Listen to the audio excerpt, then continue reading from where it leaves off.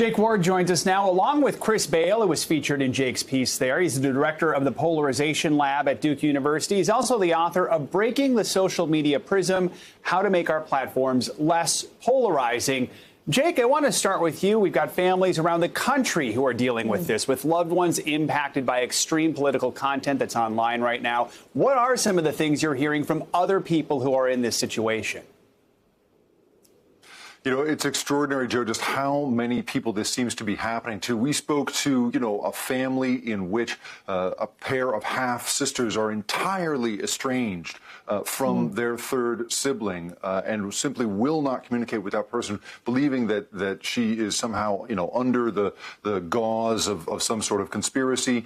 We spoke to a family in which the very best friend of a 43-year-old woman, a 25-year relationship, has been totally destroyed as her friend begins to pile stockpiles of food and weaponry into her car, expecting a revolution at any moment. You have people looking at the same platforms and having totally opposite experiences of the world, emerging with totally opposite feelings such that they cannot even communicate with each other in real life anymore. Now, Chris, we heard you say there in that piece that 73% of political content on Twitter comes from only 6% of users. I mean, we think about how much political content is on Twitter, and hearing that number, I mean, that's a tiny group. What effect does that have on the political conversation overall in this country?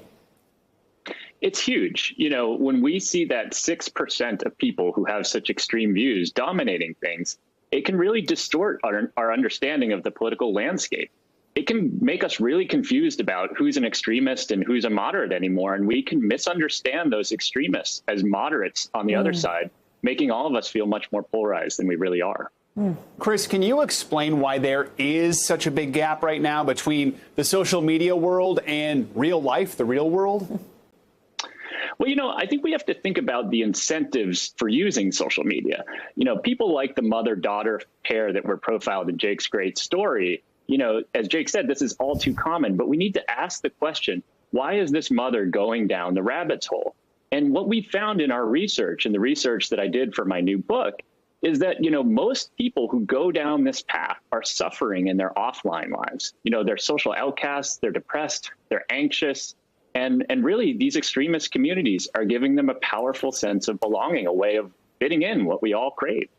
Jake, we saw from your experiment there where you signed up for a Facebook account and only followed certain things and had your producer do the same, just how easy it is to go from liking a Facebook page to seeing extreme content and pretty much only extreme content on our feeds. I think you put it as this diet of fear. I mean, it only took a week. What does that tell us about the information social media platforms are collecting and then showing to us? Well, I think it's really important to understand that this isn't just a case of algorithms kind of building a diet of fear out of nothing. It is because human beings have hardwired emotional responses to certain topics. If you get into tribalism, right, in the form of racism, those sorts of things, if you get into emotionally laden topics, the intensity of our response is so strong, and these companies have been built to appeal to that because their business model is attention. So they don't need to know exactly who you are, Savannah, right? Exactly what you're into. They only need to figure out whether you fit into this archetype that hundreds of other thousands of other people have fit into. Once they know you're in that bucket, and this is triggered especially by major news events on both sides of the political spectrum, they can just hit you with reinforcement algorithms over and over again, and you end up in the rabbit hole that Chris is describing there. Chris, we want to leave viewers with some advice. Is there anything people can do or watch out for if they or their loved ones start seeing more extreme, polarizing content online? Absolutely. We all need to learn how to distinguish extremists from moderates.